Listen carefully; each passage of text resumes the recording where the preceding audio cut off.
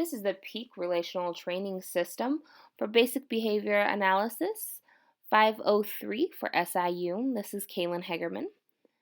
Today, some of the things we're going to be talking about is verbal operants, verbal behavior, the PEAK Relational Training System, as well as the experimentation done based on that program.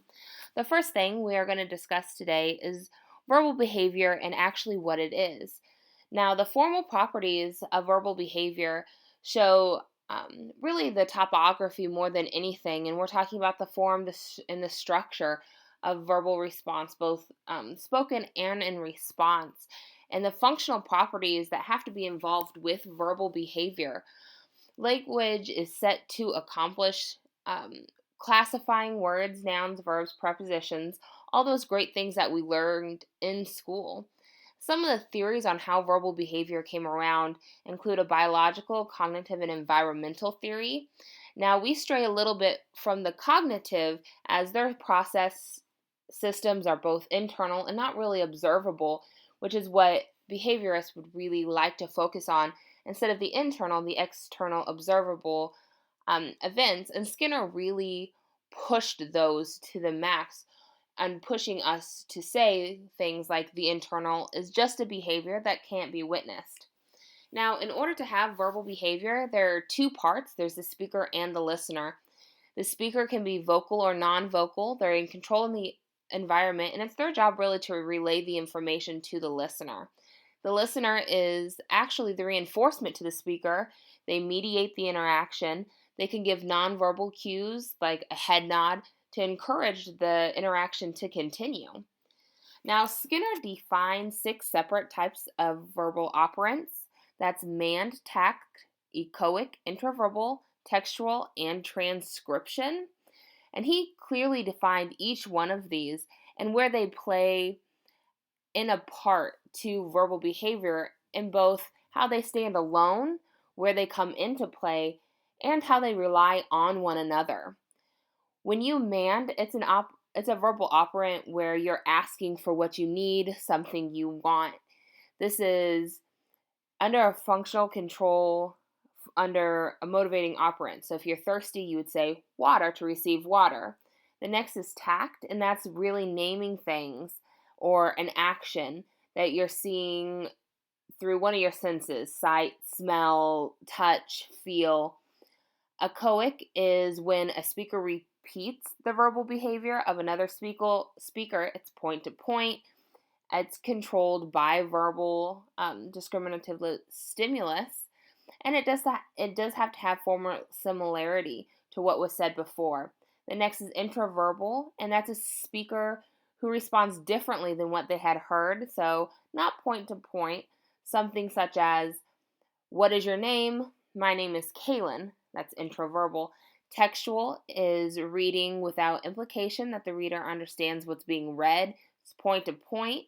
Transcription is writing or spelling words that are spoken. It is point to point, and there is no formal similarity. It's like taking dictations. You would see this, really from a secretary's standpoint is the best kind of example to give is when her boss would say, "Can you please dictate my notes?" Now, verbal behavior assessments really break it down, the basic operants that are needed to build up more extensive verbal repertoire in order to meet those social and functional and intellectual needs of people, both as the speaker and the listener. Learning verbal behavior could help decrease in some of the unwanted behaviors like tantrums and cryings and aggressions that we easily can see across people and across places. Now, the PEAK relational training system that I read here with Dr. Dixon really covers a good layout and what it should be. There is a training module. It's contingency-based learning. It's for early language acquisition. There's an assessment program, data collection, and instruction all included in this one book, and along with a performance matrix that you're given to fill out so you can actually see where the individual lies and what needs to be worked on. And when you have a color-coded system, it's very easy to see both what needs to be worked on and what has been mastered and what is really close. Now, the results of the assessment on my individual really indicated that some of the fundamental building blocks were void. As you can see, here is the actual matrix filled out. They lacked a lot of skills, actually. And some of the things that they were doing were vocalizing and making sounds that would mimic, but without purpose or reason. I could say ah, they could say ah, but they wouldn't be able to form that together. There's no eye contact, and really the primary interaction between this child and even her parents is mostly screaming and hitting, lots of aggression. She is a 2-year-old African American child. She is nonverbal, other than some of those very basic sounds that, again, have no purpose. They are just vocalizations. Um, she has some severe behavioral concerns. She has been aggressive in the past. She has pinched herself, kicked her cat. She obviously is a female. She has an ASD diagnosis. She has regressed in her receptive skills as well as her expressive. She was able to take direction early on, and then suddenly those skills were gone. Now, her intervention, the sessions that we did was once per day, Monday through Friday, for 14 weeks. 2 of those weeks were training with the BCBA over what was going to happen. And then there was another 2 weeks of practice before we did the 10-week actual intervention. Now, the session times were always the same, 11:30 to 1:30. Each program could be given at any time in any order as they were added in. Some of the reinforcers that consistently had was popcorn, animal crackers, small pieces, bubbles. They had no access to these items outside, and while in the treatment room, they actually were kept under the control of the observer themselves. Now, once one program was introduced, the next program would not be introduced until the data would display that there was a double-digit progress being made, so 10% or above. It was recorded by hand by the observer in the room and another observer that was behind a two-way glass. Now, the peak scoring allowed us to score based on correctness and prompting utilized. During each one of the sessions, we used verbal, gestural, and a full physical prompt, especially when it came to the role play and modeling with the toys. A hand over hand would be utilized in order to get a correct answer, but that was obviously not an independently correct. The final percentages were based completely on what was correct independently. The supervising BCBA is who I utilize as my second observer behind the window.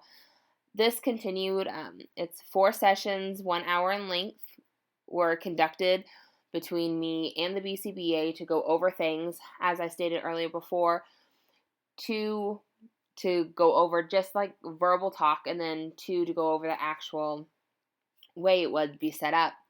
The results of our interventions were pretty clear-cut all the way across.